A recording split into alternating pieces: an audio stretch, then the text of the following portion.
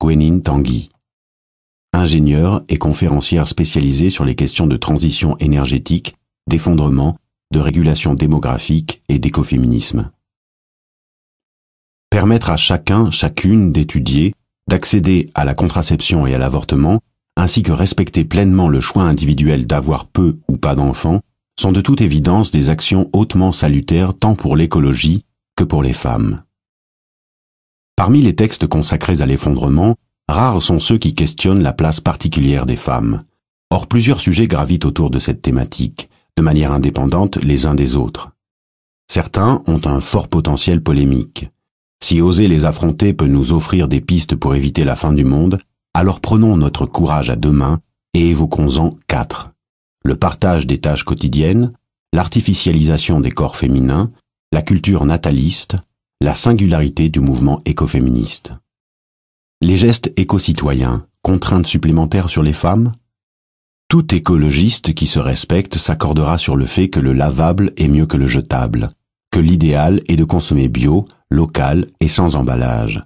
Or, malgré une indéniable évolution des mœurs, le temps consacré par les femmes aux tâches ménagères est encore le double de celui que les hommes y concèdent.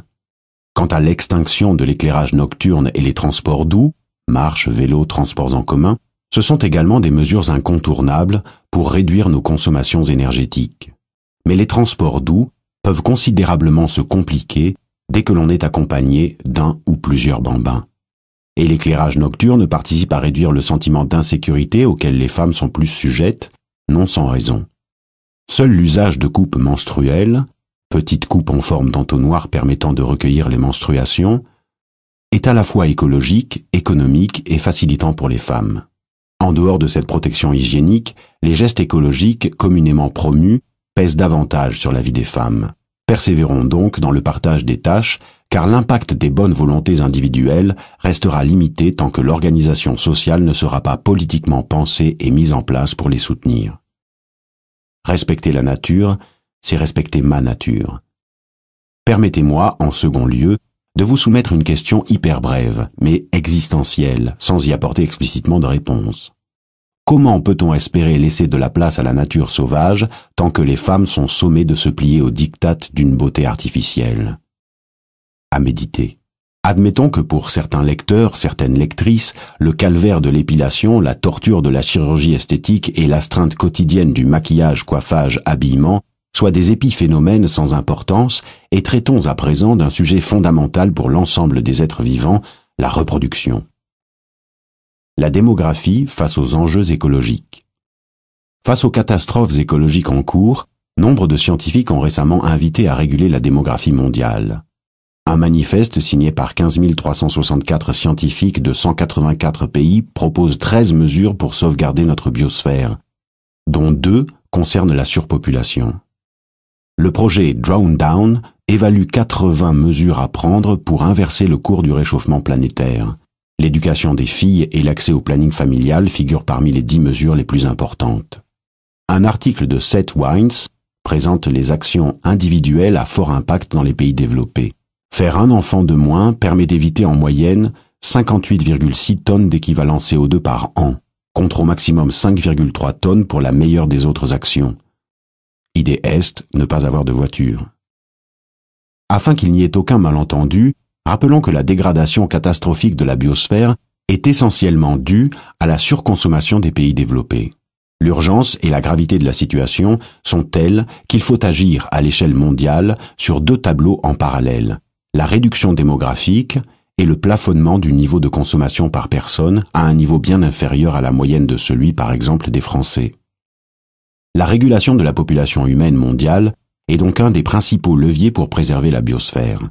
2 moyens d'atteindre cet objectif sont mis en avant. Donner accès à tous et toutes aux études et à la contraception.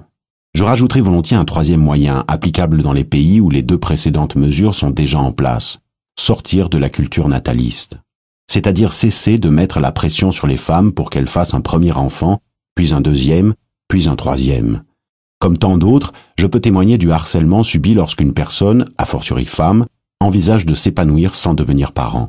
Et alors que la loi est de leur côté, la pose d'un stérilet pour une nullipare, la ligature des trompes ou la vasectomie sont vécus comme des parcours du combattant ou de la combattante, parfois non couronnés de succès, par celles et ceux qui souhaitent en bénéficier. Il est grand temps d'oser affronter la question démographique en faisant preuve de tout l'humanisme requis. Permettre à chacun, chacune d'étudier, d'accéder à la contraception et à l'avortement, ainsi que respecter pleinement le choix individuel d'avoir peu ou pas d'enfants, sont de toute évidence des actions hautement salutaires, tant pour la biosphère que pour les femmes. L'écoféminisme, mouvement militant hors norme. Les écoféministes, mouvement militant né dans les années 1970, ne prônent aucune injonction concernant le fait de devenir parent ou non. Bien qu'elles se soient gardées d'évoquer le sujet polémique de la démographie, elles n'ont pas été épargnées par les critiques de tous bords. Leur approche s'est démarquée des autres mouvements, tant par la forme que par le fond. Intéressons-nous d'abord à leur point de vue sur notre société. Elles associent la domination que les humains exercent sur la nature et celle que les hommes exercent sur les femmes.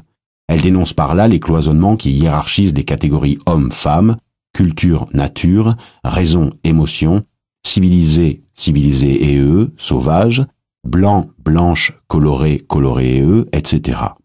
Elle se différencie tant des féministes matérialistes, qui pensent que les différences comportementales entre les hommes et les femmes proviennent uniquement de l'éducation, que des féministes essentialistes, qui pensent que le caractère des femmes est par essence différent de celui des hommes. Contrairement à une majorité de féministes matérialistes, elles revendiquent leur attachement à la nature et aux émotions. Mais elles revendiquent cet attachement pour tous, toutes, hommes inclus, ce qui les différencie des féministes essentialistes. Elles se distinguent également des environnementalistes, en particulier états-uniennes, qui œuvraient pour créer des espaces préservés de l'intrusion des humains. Elles ne se positionnent pas pour défendre la nature hors des humains et des humaines. Elles déclarent être la nature qui se défend. Cherchent-elles à prendre le pouvoir? Non. Leur ambition est de se débarrasser du type de pouvoir de ceux qui sont au pouvoir. Cela implique une vision non capitaliste du monde. Elles présentent donc une pensée complexe qui dérange dans une société qui aime cataloguer de façon binaire. La singularité de l'expression écoféministe.